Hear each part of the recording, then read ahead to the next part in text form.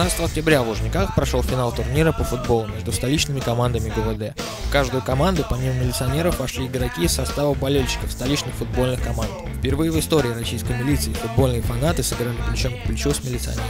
В финале боролись команды Центрального административного округа и Московского метрополитена. К концу основного и добавочного времени счет был равен 2-2. Серия пенальти определила победителя. Им стала команда Московского метрополитена. После матча состоялось награждение как победителей, так и отдельных игроков.